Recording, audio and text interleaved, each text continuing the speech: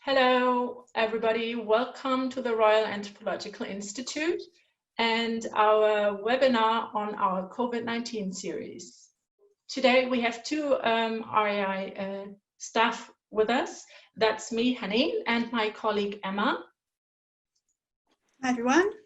Just for how the event will go, we will have our speaker, Maruška Svašek, speak for about 45 minutes, and then we will go into Q&A, which will be chaired by our director, David Shankland. And we might not be able to answer all the questions today if there's a lot of questions, so sorry about that if that happens.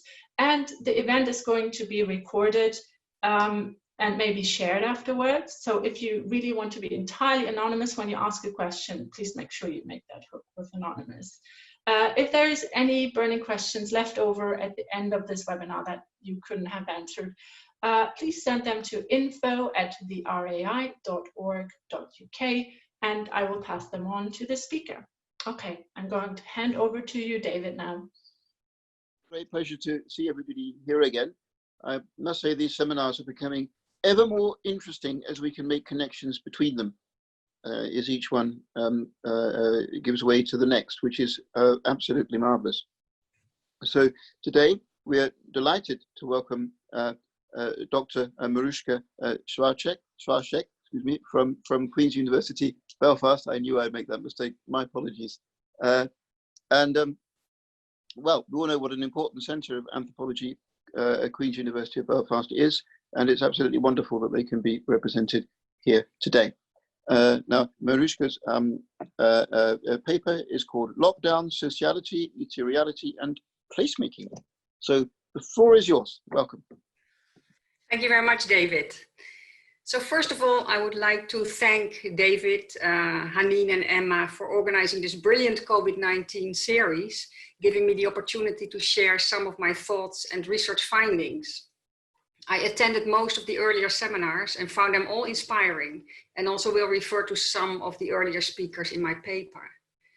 Now, as often happens, between the time when I suggested a topic and when I finalized this talk, I further developed my thoughts. So the focus of my paper has slightly changed.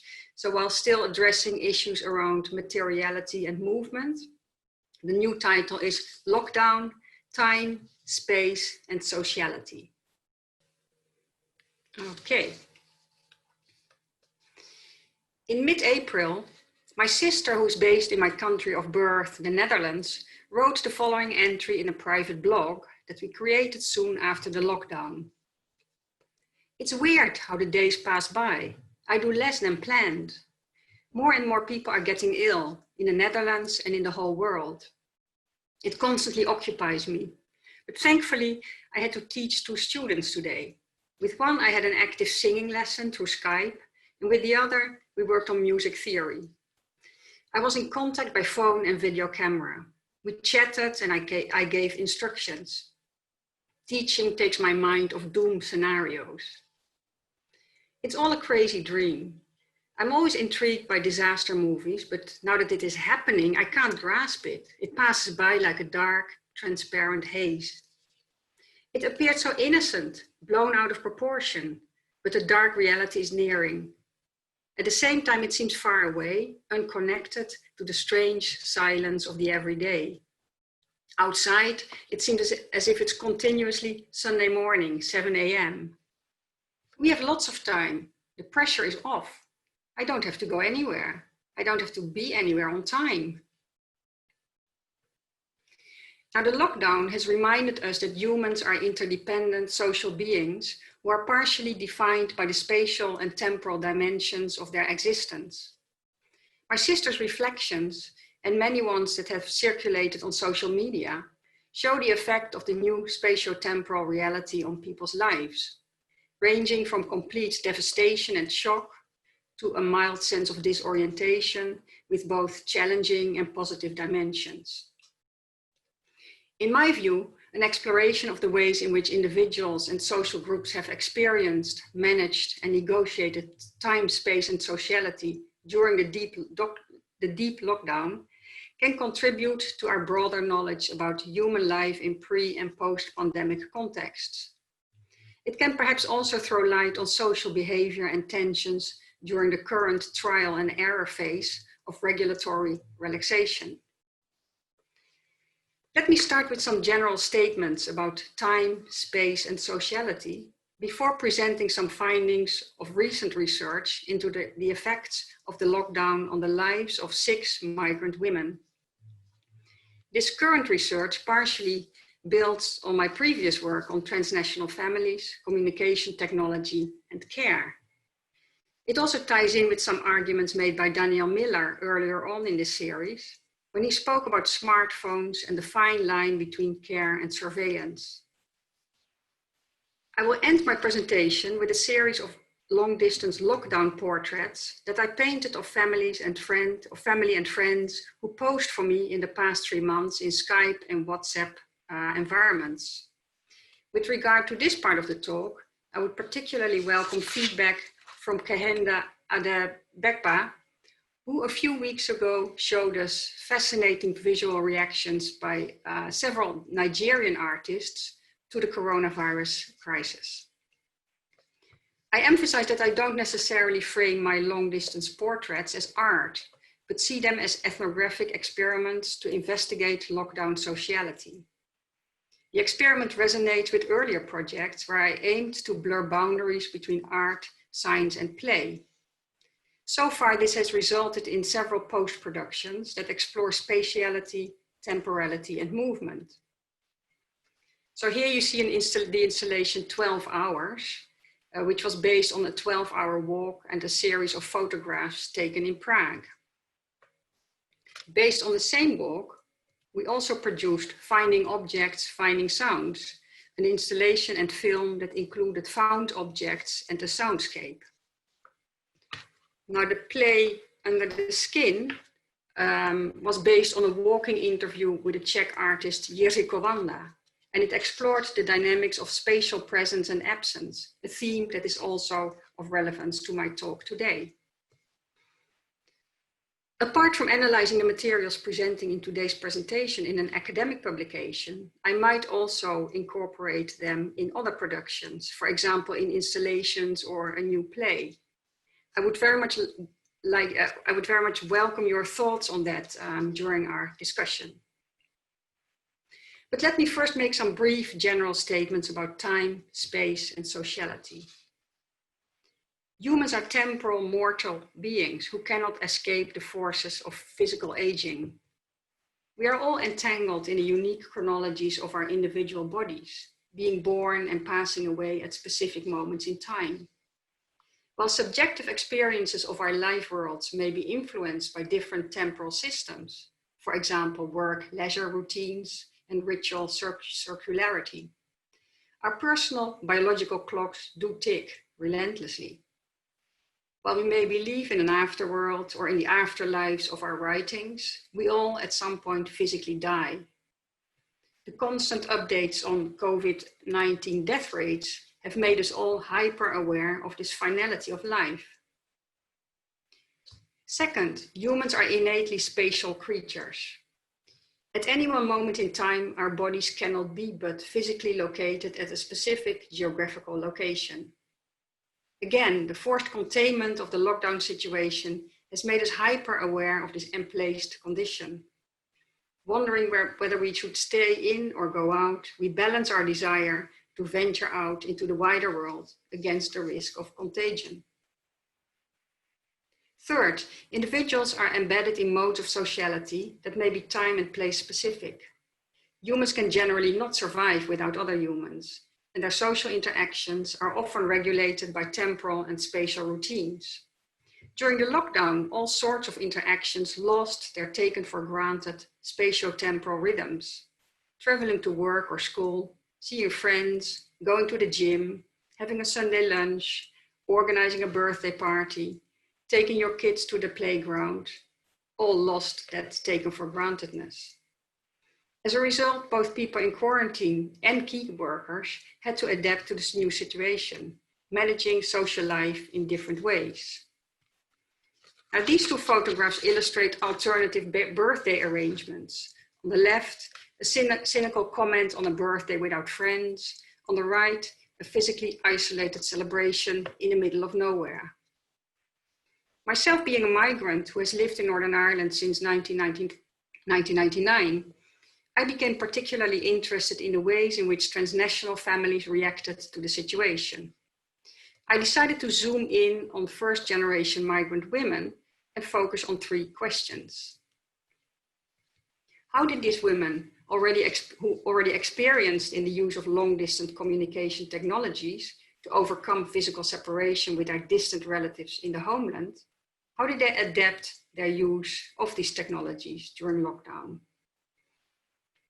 2, bound to their homes in their new country of settlement, how did they respond to the new spatio-temporal reality of forced confinement, developing new ways to engage with members of their household, neighbors, and local colleagues and friends? And 3rd, spending most of their time in and around their homes, to what extent did their use and perception of local spaces change? So in April, May, and June, I conducted several digital interviews with 5 migrant women to explore these issues. And of course, I'm the 6th person. So there's some autoethnography here as well. Now, all lived on the island of Ireland, were married, and had access to computers and mobile phones. None of them were key workers, so all had to adjust to working from home. 4 of them had care obligations for young or teenage children, and all felt at least some responsibility for the well-being of relatives in the homeland. I will read out a few quotes from the interviews and make some general observations. So the first quote reflects a sense of spatial confinement in the home and various ways of dealing with it. And the slide shows relevant jokes that circulated throughout social media. American Ashley said, "The world quickly contracted around home. We have a small apartment. That's all we could afford in this part of the city. We now use each room more intensely than before. The house felt a lot smaller. Not having a dedicated workspace, I have to insert myself into a space where my husband is not. The arrangement before was that he worked from home and I went out to my office at work. Now his situation hasn't changed, but I bounce around in the apartment. When I get stiff and tired of one place, I move to another. So I basically move between the bedroom and the lounge." Competition for space was also mentioned by Bulgarian Stella. "We all started territorializing different spaces in the house. I have territorialized the front room. It happened naturally. I already worked there when working from home about 2 days a week. My husband is in the living room. He sits on the sofa, which is a chaise longue, so he can sit and slouch. His laptop is on the small coffee table. When he needs to have a tea meeting, he sits up. My daughter has territorialized the conservatory. She likes working there. My son is mostly in his bedroom." The theme of territoriality and the negotiation of space within homes was apparent in all interviews. So were stories that reflected how family members attempted to negotiate the use of time, finding a balance between work and leisure, and between shared face-to-face and private time.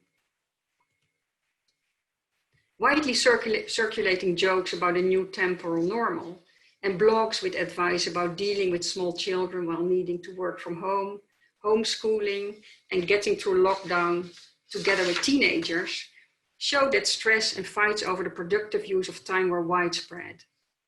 So were jokes and stories about rising tensions and aggression triggered by the forced confinement. Some well-meant caring interventions were experienced as invasive, unwanted forms of control. While my research participants did not allude to aggressive, explosive situations, jokes and news reports did refer to violence and abuse. A less sensitive theme of discussion was shopping. To the women in my study, new shopping routines consisted of less frequent shopping trips, bulk buying, home deliveries, storage problems, and to some, elaborate disinfection rituals. New temporalities related to the durability of consumables came to the fore. How long till the milk goes off? What can we stuff in the freezer? Some brought up environmental concerns. If, because of contagion risks, we throw away protective gloves, masks, and the plastic bags that come with home deliveries, what happens to the recycled waste material, which is, of course, in itself a particular temporality? Specific artifacts located or brought into the home also gained and lost situational meaning, value, and impact. Passports, due to travel restrictions and closed state borders, not particularly useful. Items that help protecting individuals from the virus, in high demand. When we could not get any hand sanitizer ourselves at the start of the lockdown, we started our own production. Some of the women explained how they tried to improve the atmosphere in the confined spaces. Finnish Tina told me that we made attempts to make the place more special. We used the fireplace much more often than before and often put candles on. And we bought a beer tap, so whenever we celebrated something with people online, we could fill our glasses as if we were in a pub. She also referred to improvements made to the garden and more intense use of the outdoor space. This was also mentioned by several others. Stella notes, for example, that over the past 3 months, the family had used the garden more frequently than during the past 5 years, having family lunches, barbecues, and coffees outside. This was, of course, related to the exceptional good weather, which highlights the extent to which people's sense and use of outdoor space is influenced by climatological conditions. Intensification as well as temporary diversification also happened indoors. All the women mentioned time-specific uses of certain rooms, for example, turning lounges, kitchens or bedrooms into exercise rooms, yoga retreats, rehearsal spaces for virtual choirs, and bakeries. Now, I'm proud to say that my husband baked these breads, so I've been very lucky. The new routines structured time, space, and sociality in new ways, affording both shared moments of active social interaction and personal time. The house, in other ways, became a space for synchronous and asynchronous face-to-face sociality and social withdrawal. The need to do one or the other reflects the two sides of care that Daniel Miller spoke about in his talk, that of care and control, that of being together and wanting to be separate. The home was also where the women connected with their distant families. This was not a new experience to migrants, who were a step ahead, one could say, to locals whose relatives lived nearby. As Stella pointed out, being migrants, not much has changed. We normally talk online with family back home and have done so for a long time. It's been 15 years since we started using Skype. In my earlier work on transnational families and long-distance care, I found that a variety of technologies stimulated King to develop networked lifestyles that synchronized their distant lives. This produced an almost taken for granted habitus of shared temporality, experienced as a natural part of everyday life. The synchronizing of distant lives was particularly important when people felt an increased need for emotional support and practical advice. So, unsurprisingly, all women in the COVID study said that their virtual contacts with relatives had intensified. Polish Joanna, for example, noted that she had started using Skype and Messenger more often. She was concerned about her mother, a teacher, who was at the time still going to work in Poland. I was worried, she says, that my mom would catch the coronavirus. Given that she is a heavy smoker and has hypertension, she is in a risk group. So at the beginning of that crisis, I was calling her repeatedly over Skype. I was then very relieved when the government decided to close the school. All women, including myself, also frequently checked how the pandemic was developing in their home countries, reading the local news and checking the number of cases and deaths on various apps. So for example, here you see Northern Ireland and also the Netherlands included. This living in 2 or even more locations and the knowledge that they could not jump on a flight in an emergency situation added to their anxiety.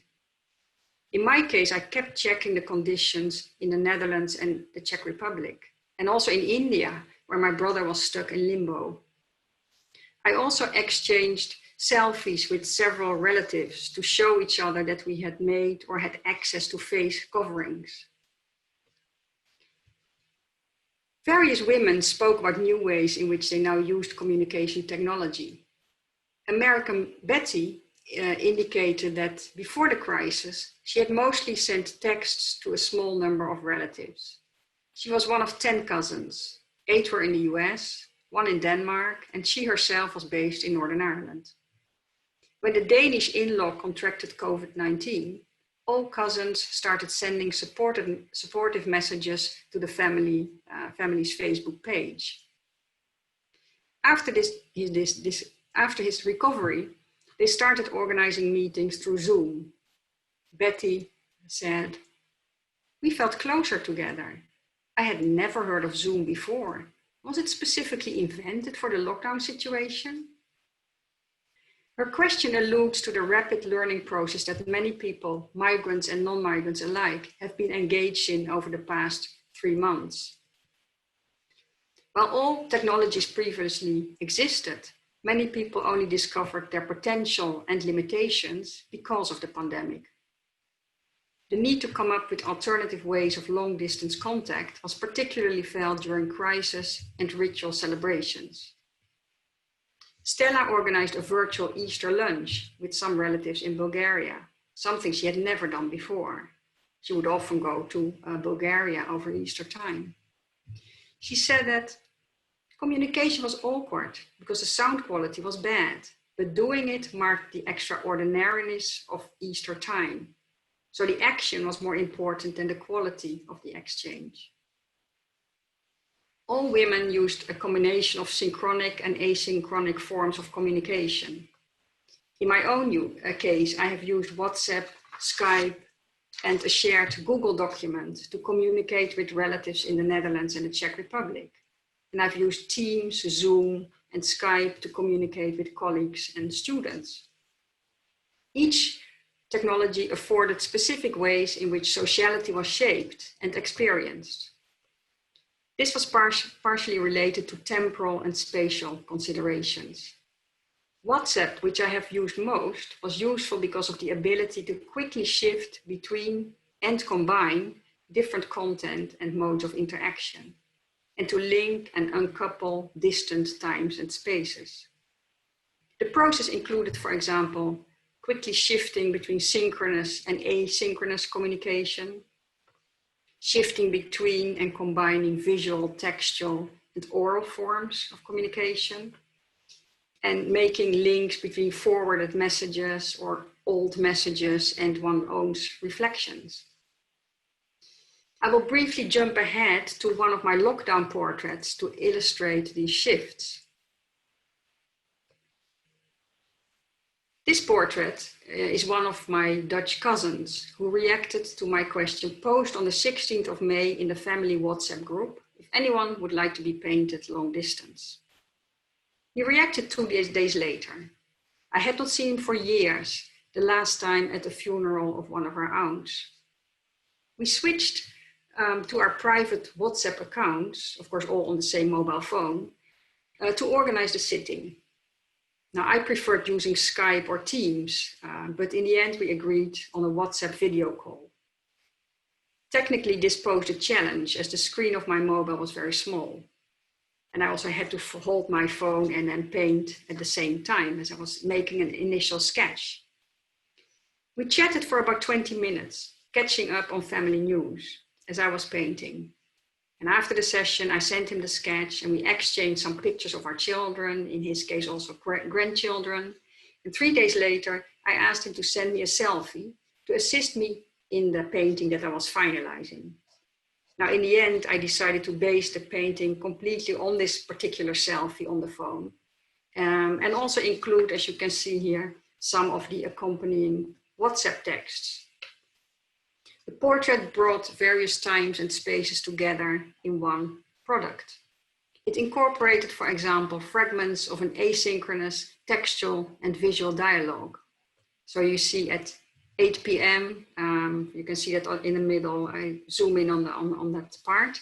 So at 8 p.m. on 26th of May, he sent me the selfie and the words, "Is this what you need?" About 2 hours later, my answer, "Perfect," appeared, followed by a comment on the photograph. "Nice with the guitars in the background." The date of the next day, 27th of May, relates to further exchanges. Now, the painting also brings together distant material and spatial realities. First, there is the mobile phone, a portable, movable, material mediator of contact. Second, we see my cousin study in the Netherlands with his guitars in the background. And third, we see a fragment of the view in front of my house. Now, I'm sure that many of you have also used WhatsApp in multiple ways, as represented by the painting, moving between synchronous and asynchronous modes of communication, including text, visuals, sounds, and links to other digital spaces. Importantly, my cousin and I are now back in touch, and I hope to meet up with him face-to-face in 2021. The lockdown did, of course, not necessarily produce closer family relationships. Ashley said that while she had more Skype conversations with relatives in the States than before, their relationship had not really improved. She said, "A lot of the discussion I see online romanticizes the notion of humans as social animals, discussing our deep-seated need for connection, suggesting that we turn to technologies like Zoom to make up for the lack of touch, of face-to-face conversation with those close to us. I find these discourses to be limited and more than a little naive. I have family who can kindly be described as difficult, and so my own experience is much more complicated." Now, several scholars have argued against an overly optimistic interpretation of long-distance communication, pointing out that digital technologies can be used as tools of surveillance, control, and even intimidation. In my earlier research in 2010, I found that some migrants felt an unwelcome moral pressure to stay in frequent contact with kin in the homeland. Technologies that afforded immediate co-presence were specifically experienced as invasive forces that could hinder migrants' attempts to connect with people in their new place of residence. Now, from that perspective, the lockdown offered an interesting opportunity to the migrant women. The women based in Northern Ireland all commented that the weekly ritual of clapping for the NHS gave them a chance to get to know their neighbors better. Last week, Margaret Bullen gave a fascinating account of a comparable daily balcony ritual in the Basque Country. In the UK, the recurrent Thursday evening event created a similar routine that gave shape to a weekly rhythm. So it was also connected to a new kind of temporality. As it was widely reported on national and regional TV, the culture of clapping and shared rainbow symbolism created a sense of a UK-wide collectivity that included Northern Ireland, also signified by the appearance of participating politicians and royalty.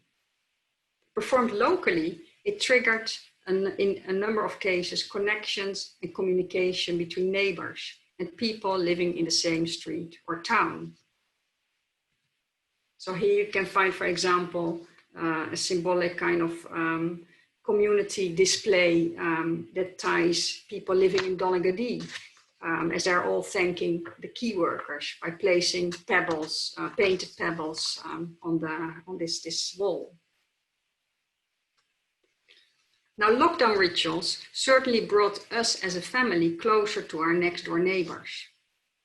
We even started playing a game whereby we challenged each other to find particular locations in a neighborhood, photographing them on our mobile phones, and then asking the other person to find this place.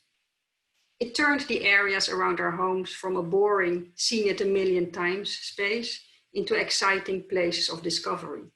And this was particularly welcome because we were so limited to where we could walk within, say, 30 minutes from our homes. In the process, we developed a strong friendship, which, as Robin Dunbar argued in his talk some weeks ago, is essential to people's mental well-being, and also to migrants, I would say, to a sense of belonging. The women in my study did not all own a front garden to meet up with friends, so some used public spaces, such as parks. So this is just a picture showing one kind of front garden situation and a socially distant or physically distant kind of meeting between friends. American Betty was very active during the weekly clapping events. She explained, it was on Thursdays when we clapped for the NHS. It brought people together. Afterwards, we would stay on for a chat for about half an hour. Then a neighbor and her husband asked me, can you play something for us? Because they knew I played the flute. So the next week I placed the music stand in front of the house and played a few pieces. And various neighbors listened from a distance. They decorated the hedge with bunting and added a ship's bell. And they rang the bell to announce the start of the concert and also the start after the break. It felt like a ceremony. Then I asked my son to join me. The first weeks it was just me, but I wanted him to perform as well. But it took a lot of time to prepare. You can buy duets for trump and flute on the internet, but he also had to transpose certain parts. After a few weeks, he complained that it was too much work, but it did bring us together.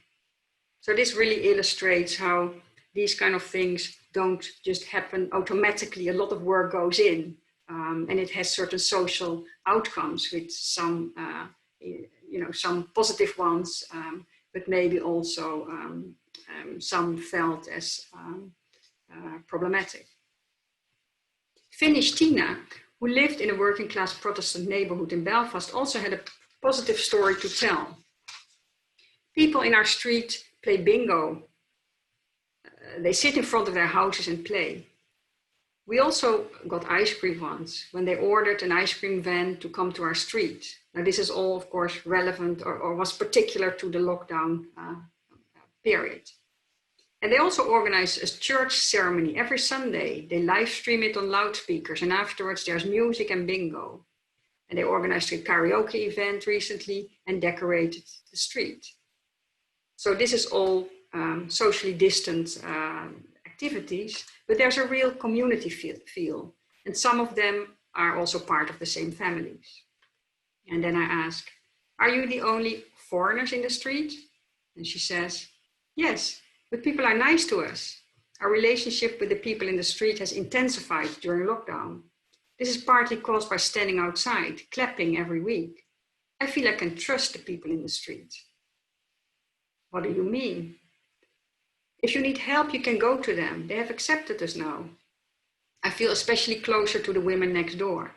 In the beginning, when we moved here, I felt I wanted to move out. I didn't feel I belonged. But now I feel that we live in a good neighborhood. We have good neighbors.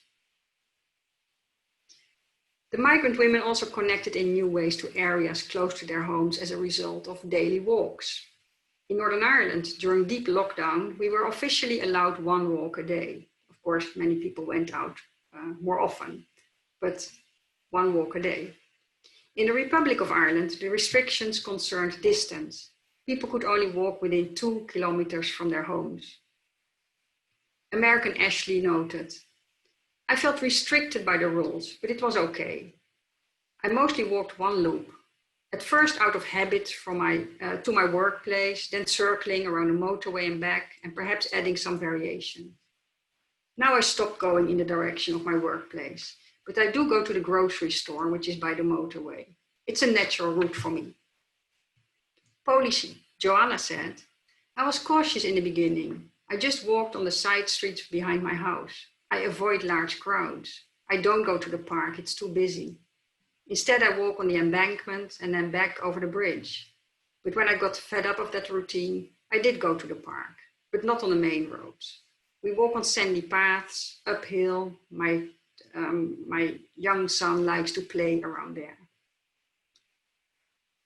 Bulgarian Stella said that for the first time I have consciously created a mental map of the area. Walking new routines, I make new connections. It's boring just to walk the same routes, and to explore is exciting. There's a whole network of the neighborhood in my mind. It makes me feel homey and creates the sense that this is my neighborhood too. I appreciate it more and feel that this is a nice place to live. Belonging is not the right word for it. It's about a relationship that is both internal and external. While Stella, Tina, and Betty were mostly accompanied on their daily walks by their husbands and felt closer to them as a result of it, Ashley ventured out on her own as she needed time and space for herself. And as Joanna's husband often worked evening shifts, she was also the one who took her son out for walks, and often without her husband. Stella made the important point that walking, even when in company, could encourage silent inner reflection. To me, walking is an important way of not just making connection with place, but with the self. The act of walking produces an internal film. I've walked for a decade from home to work, a walk of about 45 to 50 minutes.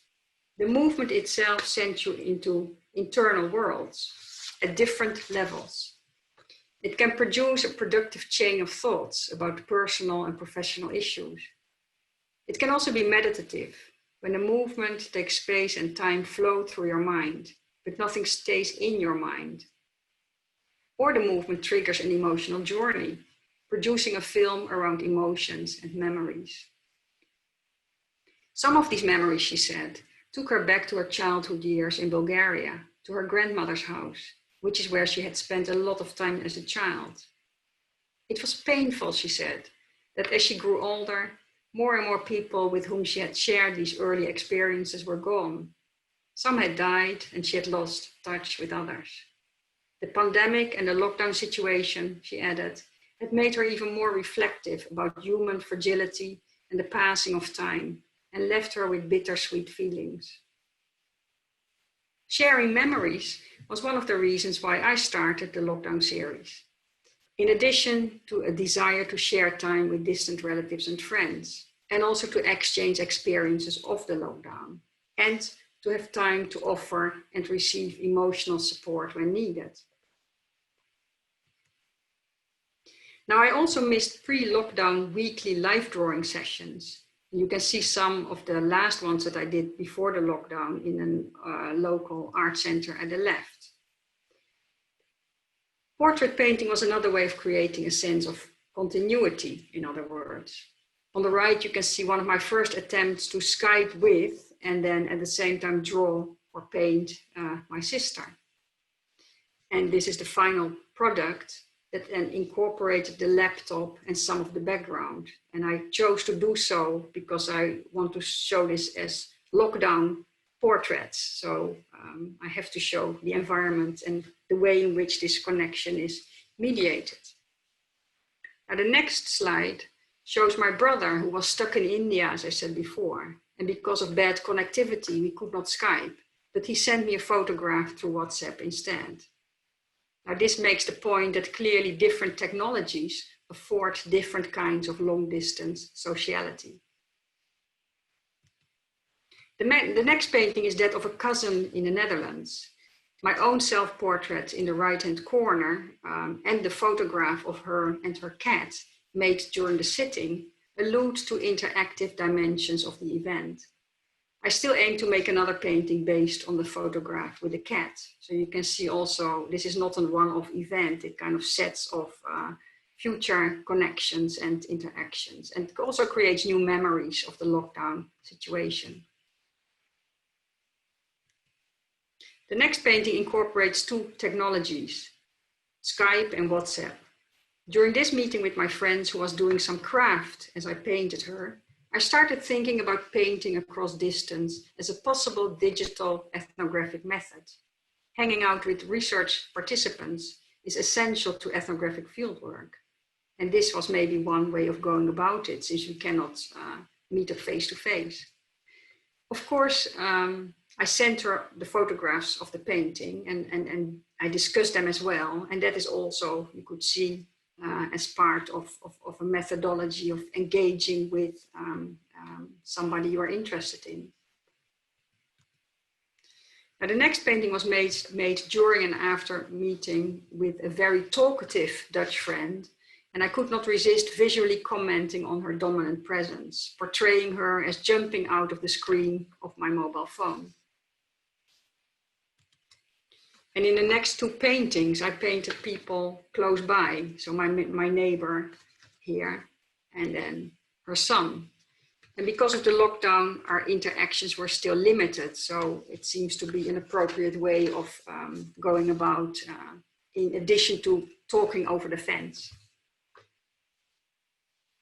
Now, increasingly thinking about the potential to develop long distance painting as an ethnographic method, I experimented asking colleagues and PhD students to cooperate. And this is still work in progress. I can just show you 3 slides before coming to my conclusion. So this is a colleague who was, as I was drawing her, was drawing me, and we are now writing a text about the process. This is one of my PhD students. And this is a Teams meeting with some of my colleagues. So you might be recognizing some of these anthropologists, but I asked their permission, of course, to take a picture and then turn this into a painting.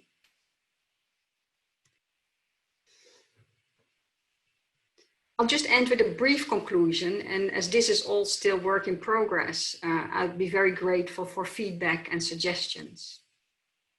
So I've discussed some temporal, spatial, and social conditions and dimensions of the lockdown situation, mostly focusing on a small number of migrant women. It is clear that normal, taken for granted routines were disturbed, and there was a fine line between feelings of being maybe firstly trapped, robbed, contained, controlled by this reality, or protected and loved, and then again empowered, inspired, and in control. So the question of control, being in control or being controlled is quite vital. The loss of former spatial, temporal, and social routines generated all sorts of emotions, including irritation, grief, but also relief. The women found the newly enforced and developed routines both challenging and inspiring. So in terms of experience and use of space, you could see moments of intensification, diversification, transformation, thinking about experience and use of time. People found new rhythms, but also felt challenged by multiple time pressures and temporalities. In terms of sociality, I identified synchronous and asynchronous moments of sharing and cooperation, both face-to-face and across distance, but also tensions about care dynamics and control. And then negotiations and the management of space and time were important elements that shaped social life in lockdown in all cases. As migrants, the women could be considered as specialists in long distance communication ahead of many non-migrants, at least at the start of the lockdown. And now as the lockdown eases and local families have started seeing each other face to face, the migrants in my research continue to feel stuck, as only one of them so far has decided to take the risk and travel to her country of birth. So if you look at those 2 images, the one on the left is during lockdown where nobody was allowed to go to this play at this playground. And the one on the left where there might be some children playing there and family members like grandparents participating in the event. This is not possible for many migrants who are stuck in their place of residence. But I hope then that perhaps the new hyper-awareness of our emplaced and mortal condition has created a potential for migrants and non-migrants to recognize their common humanity. Thank you. Well, thank you very much indeed. And what beautiful visual array at the same time as the masterpiece of clarity with which you explained your discourse. Well, thank you so much.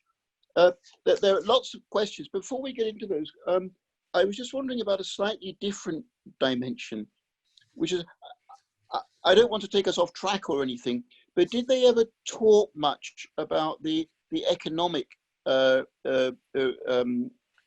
response that they had to give to cope with the lockdown? Because we're looking at all sorts of wonderful coping strategies, and I was just wondering whether they mentioned the economic side a great deal, and you kind of separated it out, or was it really not very problematic for these women and families? Yeah, I think it's a really important question, and it also puts the focus on us as anthropologists and the fact that we do research on very particular groups of migrants, maybe that might be quite different, and also how important it is not to say, oh, all migrants will be reacting like this or like that. Now, in this case, most of the women were financially quite safe and secure. Two of them were in a less secure place. So they did speak about,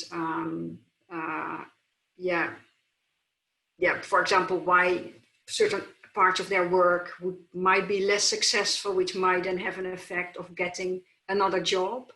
But they weren't struggling to feed themselves. Mm-hmm. So in that sense, it's a very particular group. Right. So they didn't need to develop economic strategies that would have a radical impact on their lifestyle. So in effect, they were able to carry on, and there were other things that they needed to cope with. I see. Yes. Yeah. Thank you. That's extremely helpful. Well, there are lots of questions, and why don't we begin at the top?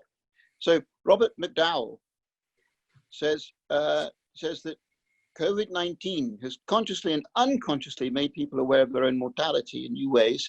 Is the notion of mortality something that's a pertinent background to your own research and analysis? Yeah, that's a very good question, and I think you've looked straight through me. Now, I think the idea of mortality is important, and the idea that life is lived at certain places and times and cannot always be shared by people. So that means missing out on certain parts of growing up. That's, of course, something that has been part of my own predicament as a migrant. And I have to say that the earlier research on trans families and care across distance was actually set off by my mother's own death. And the idea of how do other migrants then cope with long distance, trying to share emotions or give support or quickly put everything in a bag and rush off back home. So that is something that I'm very interested in.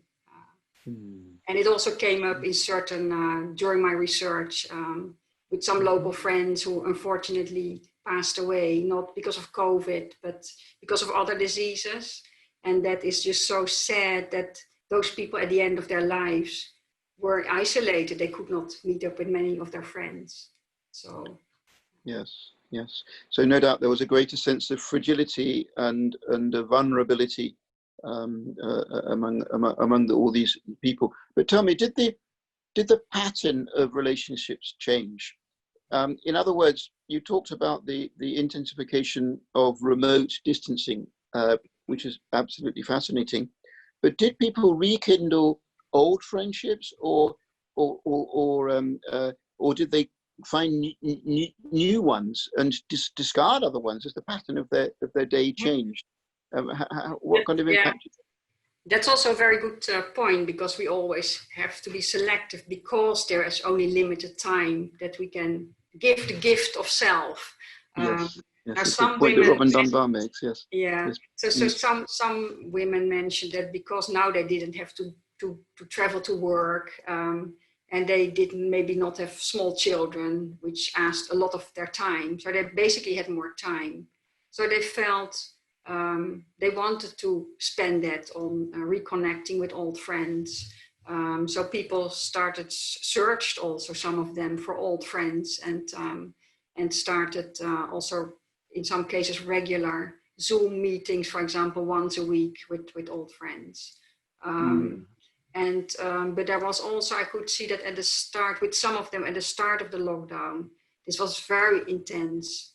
But then as the lockdown continued, maybe their attention went to other friends.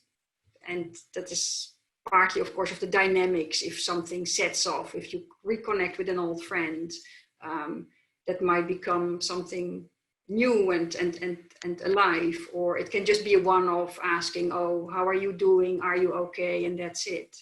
So there were different mechanisms there.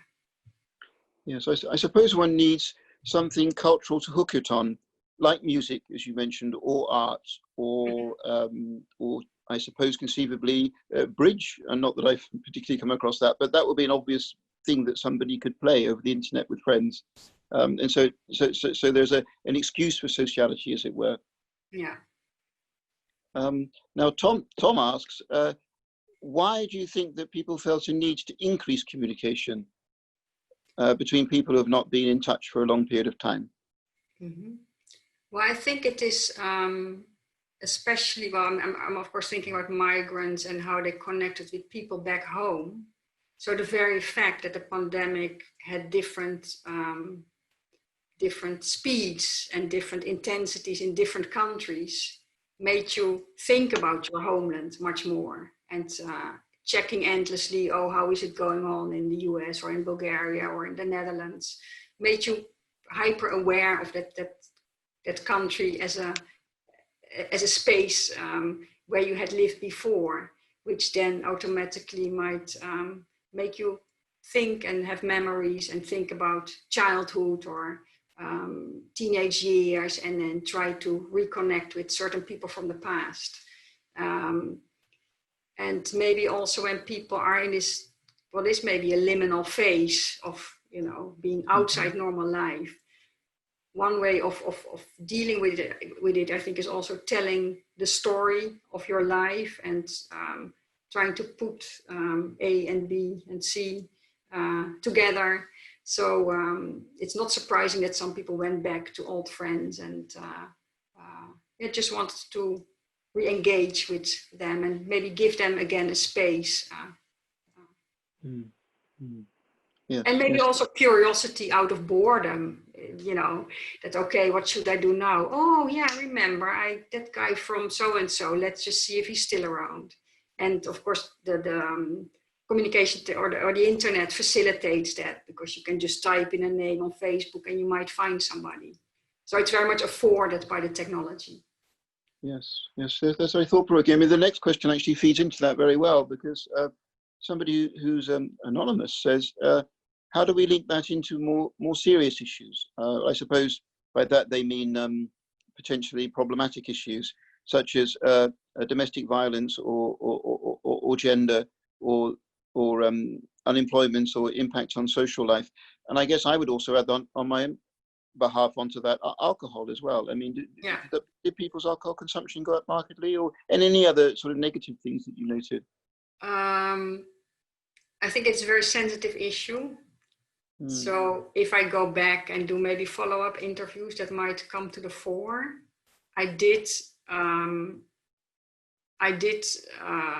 some people did talk about certain issues that were painful, or, but I don't think probably I'd like to share that here, because it's a small group of people. No, I quite understand. But drink is an interesting one. I mean, a couple of times, even recently, I've noticed when trying to contact somebody that they were completely bluted, and it was only about 6 o'clock in the evening. Yeah. So I do wonder whether the strain is getting to some people. Well, I could certainly see, because I'm part of normally of a choir, and that turned into a Zoom choir. So, and I could see people as they were rehearsing, lots of them with glasses, and whether it was a performance to, look, I'm having a good time, I'm drinking, or it was a problem drinking. I'm not sure, but clearly I've read research about the increase of alcohol consumption and so on.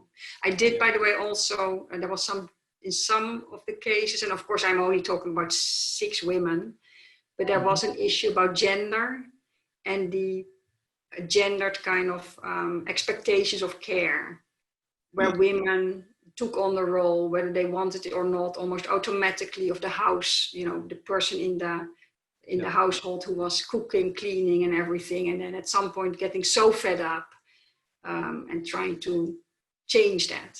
So, but that was maybe 1 or 2 cases. Yes, I see. Well, it's absolutely fascinating, because, of course, last week we talked about the way that the use of the balcony changed, and now we're getting back into the domestic life of the household. So it's wonderful the way these fit together.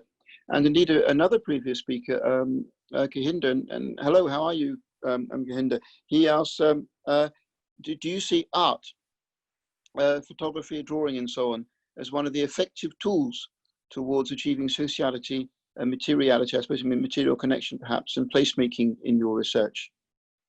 Yeah, that's something that is coming up now. And it was maybe a surprise to me, because I hadn't planned it. It just kind of happened as I explained how the process went. It wasn't, you know, some things just, they come up as you do them and then you get ideas. But I think the one thing about painting is that it is a process, and it is a process in time. So if you do that while somebody is sitting opposite, whether face to face or long distance digitally, it is a process of sharing time, which means you don't all the time have to talk, but it's a kind of a co-presence that creates memory and therefore sociality. Now, it's also a process whereby you might say, okay, let's at the start together decide what the background is. So you're almost together curating and taking decisions as to how we're gonna almost together create this portrait. So for example, in the case of my sister, she's a musician, and she is an expert in Indian classical music. So that's why you see, we decided before, okay, shall we go to the music room, or where shall we sit? Is this a nice, okay, let's put the tampuras in. And so that is already a social, very much a social activity and decision taking, which you do together. And then I think also in the creation of an object, which can be digitally shared, or you can pack it up and send it over. There's of course also the idea of exchange, that you can use that work of art then maybe as a gift, or to send it over, or to ask for feedback to it, and maybe then say, okay, let's create another portrait, or why don't you create a portrait of me, and let's see what happens. Mm-hmm. So I think in that sense, materiality gives an additional kind of importance or significance or possibility to sociality. Yes, absolutely. So in the talk we heard from Kahinda, he was emphasizing the public expression of art, the way that the artists were looking outwards. But am I right in understanding that here we're talking about using art in a more domestic way? Well, initially, but there is of course a potential then to do something with it as we go out and produce research materials in anthropology, and then we come back with tapes and photographs and this and that, and we turn it into a book or a publication. Right. I think here we can also think of fragments of say quotes and maybe the portraits, and put them together in a space, exhibition space, in an alternative way of using ethnographic products. So that's where the boundary between art and ethnography and even play comes in. And yeah, for about 2 years, I've been very interested in developing those kind of possibilities. Well, that's absolutely fascinating. Thank you. Yes, and we've also been developing an interest in anthropology and art at our institute. We have an open access pamphlet series devoted to anthropology and art, just developing. I'm pleased to say. And Danny Miller has a question, which is quite a long comment. I think the best thing if I do is if I read it out so that I get it exact, and then we can chat about it. So Danny says, and thank you for your comment, I would suggest that a perspective that might link the various parts of your really interesting talk together comes if you think of the smartphone as a place within which we live, presumably with which we live our lives. This is the perspective that we have adopted in our ASSA project. And then he explains, a key response to lockdown was that people had to repurpose the various rooms in their physical house. But they did the same with the rooms within their smartphones, i.e. the WhatsApp room gets used as a space for extended family, or a Facebook room where we might collect the local people commenting on COVID-19. Similarly, the garden or street becomes still more repurposed rooms, each with their new associated routines. So I think that there's no explicit question there, but of course it's a very, very interesting theme, and perhaps I'll just invite you to comment upon that. Yeah, I think that's a really great point, to connect this to placemaking and to not oppose the digital and the real world, so to say, as if they were opposites, because they're not. We can also think about, of course, when you think about smartphones, you think about technology, but you can also think about the front of the house as kind of a technology and an affective environment where all sorts of forces interact and come to play. So including body techniques, but also maybe standing out there, clapping for the NHS and taking selfies at the same time. I think what all these spaces and technologies afford is something to really critically look at, because as I know from my previous research, some people would use Skype or refuse to use Skype because they would not want to see their parents that they were not feeling so well, for example. Mm-hmm. Mm-hmm. So I think that also draws maybe certain groups of people to certain technologies. Yes, yes. I mean, it's a lovely opposition that we have here, because we have the, broadly speaking, what might be called the Robin Dunbar perspective when he opened up this series. And he said that however much people use virtual media to stay in contact, it will never be a substitute for for face-to-face reaction, simply because that is where, as it were, we can groom each other in a way which we simply can't do remotely. And so that's one perspective. But the other one is that social relationships can in fact be intensified by social media, and perhaps they can substitute in some ways for face-to-face interaction. Of course, it's a complex issue, that's a great simplification. But what do you feel about that, and how did your informants feel about using these media as a substitution for the previous face-to-face activities? Well, I think particularly that is why migrants is maybe an interesting group, because they have so much experience with using technology to connect with people back home, and to be engaged in all sorts of care, emotional care, not hands-on care. Of course, that's the only one you can't do, but economic support, giving information about certain things, organizing the family, maybe organizing care arrangements between people who are away in other countries and those who are still in the homeland. So a lot can happen there. So the idea that transnational families would be failed families, or would be really missing out on something crucial, I think is very old-fashioned, and a very old-fashioned way of going about things. Now, that does not mean, of course, that being in close contact with all the multiple sensorial dimensions that gives it it cannot really be cannot be the experience cannot be recreated by face-to-face by digital interaction. But a lot can be done, and I think a lot of things can happen that cannot otherwise happen. So, for example, if you would have said, okay, come to London and give a paper at the conference, or in this seminar series or a similar seminar series, I might not have had the time. Now we've just seen people from all over the world have gathered in this place to be in discussion, which is also amazing. And I had the same experience some months ago when a conference that I organized had to also move digitally. Mm-hmm. And it was incredible. Then you have other limits where you might have people, we had people from India to Europe to America, and then it's very hard. Some of them might have to wake up at 4 o'clock in the night. So you have to deal with those kind of temporalities.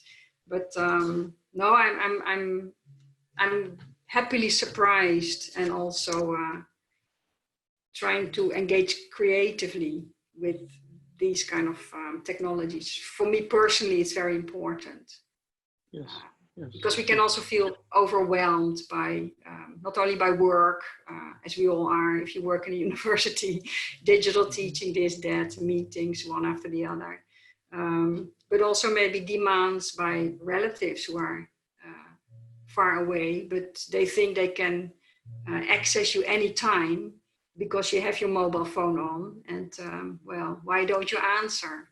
So that's also another side of the care issue, which might be approached creatively by doing certain things at a certain time, and okay, we have a great product, let's make a family book out of it, or blah blah, and okay, now leave me in peace because I really need to look after my kids or see my boyfriend or whatever. Yes, yes, yes, yes, absolutely. And also to some extent, you know, it'll be an empirical question. I mean, you use the example of seminars. Well, if when our institute opens up again, we no longer hold face-to-face seminars and we only prefer virtual ones, then I guess the questions aren't sort of answering it itself. But let's carry on and building on these themes. And so Margaret Bullen, yes, hello Margaret, asked a pair of questions here, and she says, I wonder about the corporality of connections made between people in the flesh or on the screen. Is this something you thought about as you tried to draw people via the screen? And how indeed can you approach drawing the human body via a flat screen? Yeah, that's a great question. So when I missed my drawing classes or drawing sessions, and for the first time, I thought, oh, let's just try it online. Actually, the very first time I did that with a Chinese friend of mine who goes to the same painting sessions. And we were just partly giggling and now fun, and then serious, and then both working away, and then, you know, showing each other, oh, look what I've done, and comparing. So that was quite interesting. And of course, you do work from a flat screen. I did notice a difference because I sometimes work directly through Skype and people are just chatting away and moving a bit. And maybe sometimes I say, okay, can you just sit still for 1 second, and then, okay, just move again, and because it doesn't really matter. So the difference between that and painting from a photograph that people send me later. So there already, it's an immense difference. If you see somebody moving and hear them talking and see expressions change and just trying to capture that. So that comes closer to being together in the same space. Of course, it's still flat. You can't walk around them, but you can do things like, okay, turn around, or you can give people instructions in other ways. But yeah, it is different. Doesn't mean it's worse, you know. Every limitation is an opportunity. Well, indeed. And Margaret goes on to ask her 2 questions, which exactly on that kind of theme. But the first thing she asks is why did you choose to talk particularly to women for this study? So that's the first point. And secondly, she says there seems to be less that's different in their experiences of lockdown than there is in common with the people around them. So do you think the shared experience of lockdown could be a great leveler in evening things out? Yeah. Yeah, so to start with the end, that's what I ended with in the conclusion, that suddenly we are in the same boat, so to say. Then again, we're not, because there are vast differences. I mean, if you're a refugee without a passport, that passport in your mind is very important.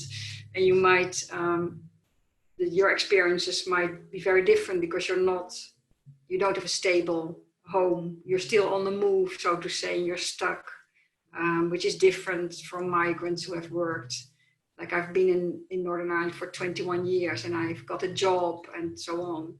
So there's a shared experience definitely in the realization, and I think this hyper awareness, as I said at the start, of the temporal conditions and the fact that we all die, and and how we are so the realization how much we live according to certain routines, which might help us to meet others or shape our world, give us a sense of direction. So yeah, we can learn from I think everybody can learn from this lockdown experience, and hopefully it will be a leveler, and high up might make people more aware of ecological problems. I think the environmental problems. So that's one hope. But why women? Yeah, I was actually working on a book, and I had to work on a chapter that takes us back to the Habsburg Empire and the Czech Republic, art and politics. And then this lockdown happened, and I thought, what the hell, I have to write about this. And yeah, being self-reflective, you think about your own situation. Having done the research on transnational families, I thought that was quite interesting. Why women? I did not have much time to find people, and because people don't have much maybe time for research. In one way they have, in another they don't, because of this reorientation of their lives. When I asked around, some women reacted, and then I thought, okay, I should probably stick with women then, because this is anthropology. It's a very small project, but if I have at least some form of comparison, there might be some gender dimension coming in, and connecting it to my own situation. And of course, I'm a woman. That seems kind of the logical step. So quite random in a way, and maybe quite pragmatic at the same time. Well, nevertheless, quite fascinating, and that connects with the connection which Isa asks, and they say, well, thank you for this warm and wonderful talk, and I love the use of painting as an ethnographic tool and as something which initiates interactions. And could you tell us a little bit more about this strategy? And they say, I love the way it makes a material trace of a virtual exchange. And that is actually, this of course is terribly interesting. Did you say that you're interested in art in the Habsburg Empire? Is that what led you perhaps to using art here, or was I misunderstood? Yeah, well, my research is on art and politics in Czechoslovakia from, well, over the past 200 years. I've done a lot of work with artists, and I was trained as an artist before discovering anthropology. So it's kind of a logical art form to go for. I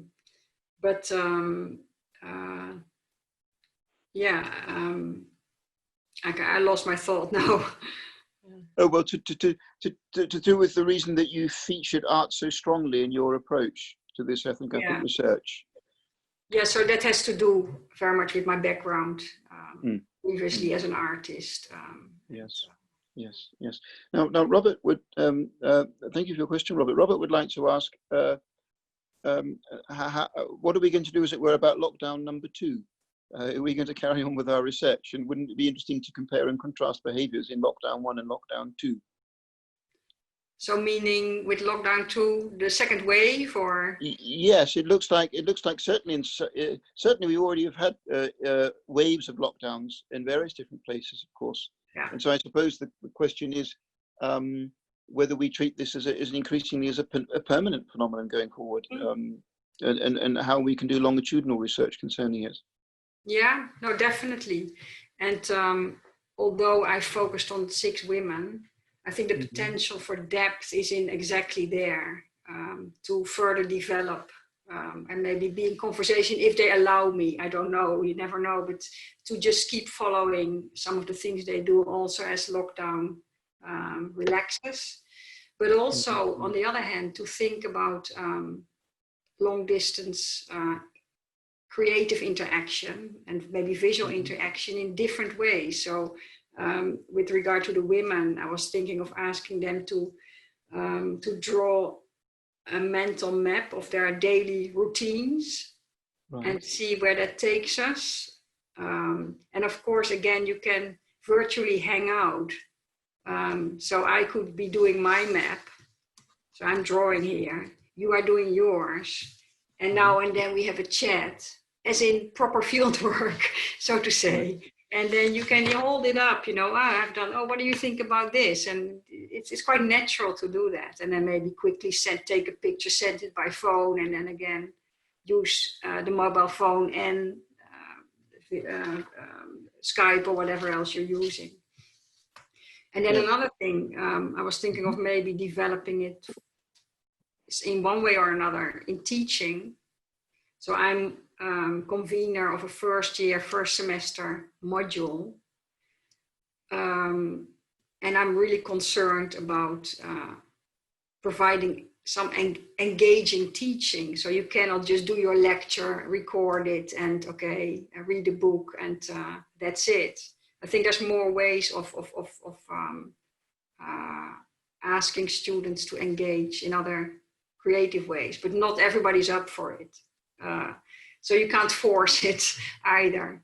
But I'm thinking of certain ways in which maybe the visual, or the hanging out together and doing something separately but together, to use that as an educational tool. Yes. I mean that is something which Yuan asks here, and they say, thank you very much for this beautiful talk. And I wanted to ask 2 questions. How can arts and humanities performance and practices, which create and sustain relationships of care, how can these be done shared outside the digital realm, but nevertheless in a physically safe way? And he says, the reason I ask this question is because of the huge problem of digital exclusion for many during the COVID-19 pandemic. Yeah. Now, that's a really important point. But that's also why we can think about post-productions.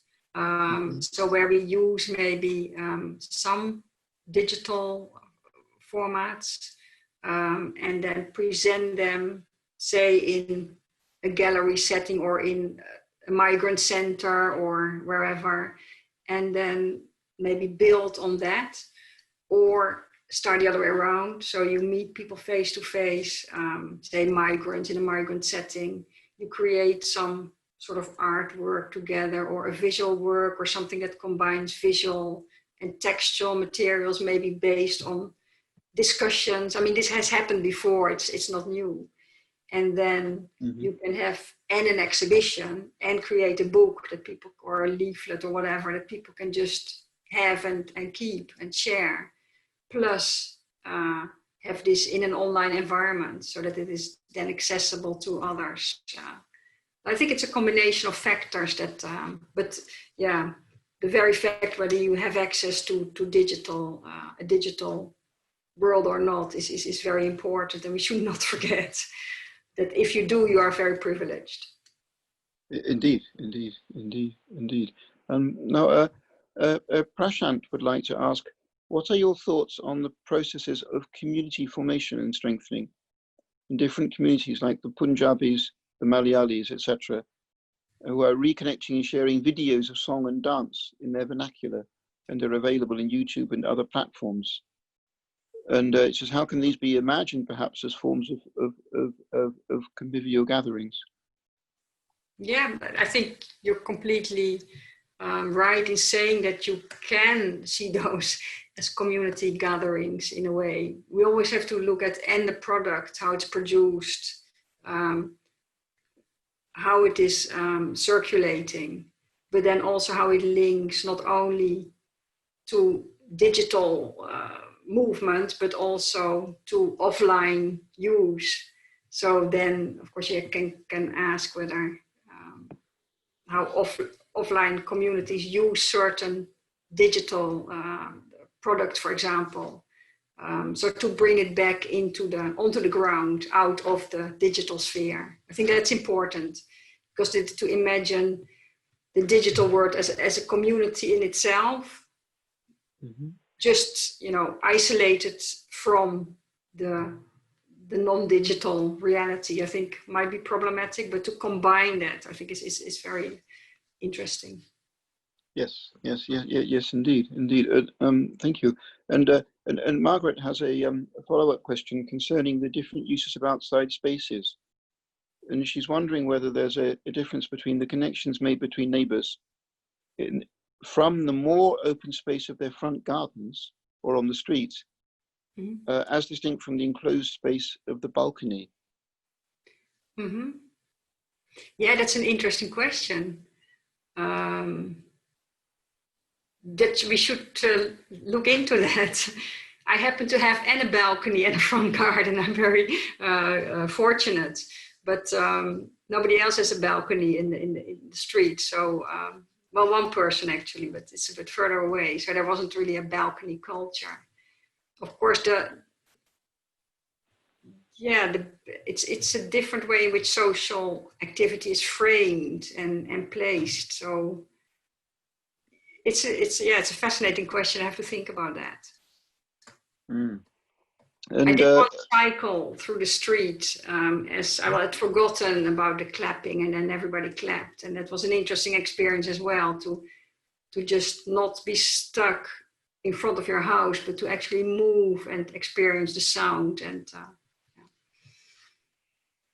Yes, and one fascinating thing which we talked a little bit last time are the limits of this kind of behaviour. And Stefania asks quite explicitly here, she wonders whether you experienced a lack of trust between people, moving socially in digital space with its might increase social distance between people, and thus perhaps erode trust in different ways, even creating new conflicts and perhaps even new group formations, which itself could be problematic. And she gives the example of ethnic minorities or mask wearers, drivers, migrants, and so on. Did you say anything like that? Thinking about not the digital space, but the outdoor space, I know that one of the women, she when I first spoke with her, she talked about a neighbor that she was now helping, the next door neighbor, an elderly woman. So she was very hopeful that suddenly there was connection, because they'd never really spoken before. So when I then spoke with her, like a few weeks later or a month later for the second interview, I asked, how did that develop, the connection with the neighbor? And then she said, yeah, it's very strange. She gave me a £5 voucher, and then she concentrated on the other neighbor who is also a local. So, and I had the feeling that she was quite disappointed that, she felt a bit like, so things, of course, it doesn't always go in one direction and develops more. And I think what I haven't mentioned is, and I think in the balcony paper that came to the fore, that when we are out there publicly, people are also looking at us, and they might kind of register that, she didn't come out today, or he did, and gossip might appear, and that gossip does appear maybe face to face, but also on social media. And that can have detrimental effects, as we know from, for example, Facebook, and people being exposed in this way or another, or gossiped about, and how you can create new rifts between people. And I think it's really, really important to move away from the idea that, the digital, beautiful, harmonious world where everything is shared. You have to very much look at those tensions. So I think that's a great comment.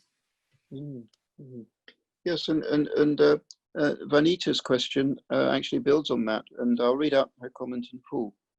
And she says, regarding the sensitive issues of domestic, for example, domestic violence, I find it interesting that you regard this as taboo in terms of sharing, and I understand why, as you do not wish to put your confidant at risk. But will you continue to collate this research? Longer periods indoors give rise to greater risk, but might also be an opportunity for greater new communication and understanding of the emotions behind violent gendered expression. Mm-hmm. Yeah, I think that's a very insightful comment, and I think it also talks to the advantage of anthropology, where we don't just go and do 1 or 2 interviews, but we try to re-engage with people and build trust. And you can have some initial trust, but there's not always initial intimacy, where people want to open up about certain things. So I think this long-term fieldwork strategy, which you might be able to reproduce in some form digitally, is very important to show this, also the complexities of violence and irritation, and especially within a small space where people, they need to share, they want to maybe do stuff together, but they also very much want to be left alone at certain moments. And especially when there is power relations between maybe men and women, husbands, wives, or parents and children, people have different ideas of how they want to spend their time in lockdown, and that can clash. Yes, it is indeed. And Carol from the US would raises the question of private art and public art, as it were. Again, the same thing we talked about in Kainda's talk, and she says that what you've been describing connects with her work documenting and exhibiting the murals, related artists and community stories that popped up on our downtown boarded windows after protests and looting. So did you notice a difference in public art as well, or private art becoming public during the lockdown in Ireland where you were? Well, I saw that, or I read actually an article by one of my colleagues on the murals, the murals in Belfast, which are often related to loyalist and Republican causes, that now we also have murals newly created to support the NHS or Sir Tom and so on. So where that kind of public art changes and reacts, as it always does, to the political and more societal changes and the predicaments people are in. Otherwise, I know that many artists, from my research in the Czech Republic, they could not exhibit anymore and so on. So a lot of stuff went online. I think also in the Nigerian case, there were a lot of galleries that opened digital exhibitions. So where this privately created art could still enter the public realm, but only, of course, if you have access over digital or to digital media. Yes. And Anuku, we would like to ask, how do you see social interactions changing when one puts oneself at the center of one's daily activities? Clearly, in the middle of a health crisis, people at home become more self-conscious about staying fit or inhabiting a smaller space in a very physical way. And did that change in emphasis affect their interactions with other people? I think especially parents try to not force but encourage their children to get away from the computers and laptops and so on, to move a bit, maybe go join for daily walks and so on. But yeah. So yeah, again, it might be a source of tension, but it can also be a source of sudden sociality, unexpected ones. And because I live by the sea, I was amazed by how many people, and I often go for walks and running along the coast, but suddenly during lockdown, there were so many families that came out together for their daily walks. And maybe they continue doing so after it all ends, but who knows? So it can go both ways, I think. Yes. And it depends on also the size of your house, the climate. Does it rain? Does it not rain all the time? So all these things have to be taken into consideration. Yes, exactly. Well, we've more or less gone through our questions, but if you do have a question, beloved hearer, the listeners, do send one in as we just kind of draw to a close. But I was just kind of wondering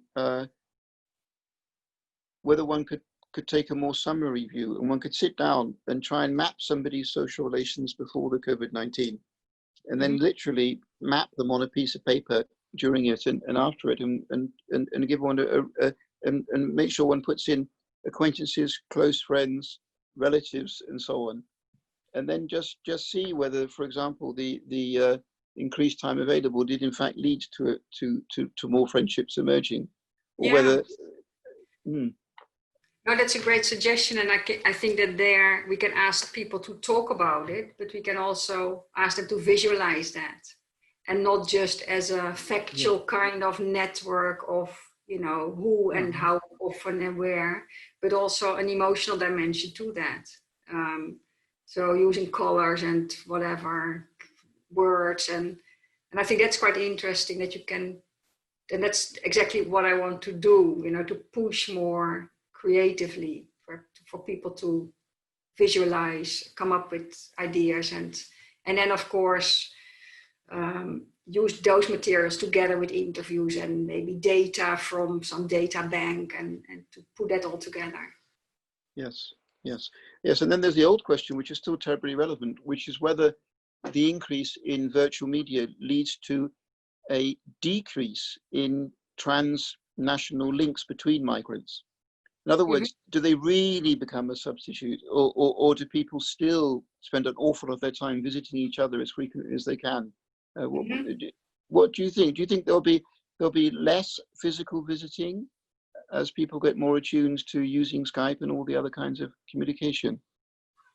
I think it's very much in the after effect of the pandemic is a lot of it is also economic. So I think that is the economics will play a big role in that. Do you have money to go back home? Sure.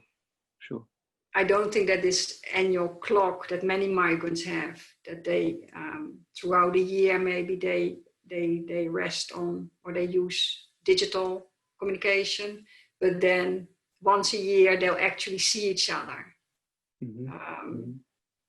I don't think that will disappear very quickly, apart from when there's just no money to go, or if we still can't go on a plane.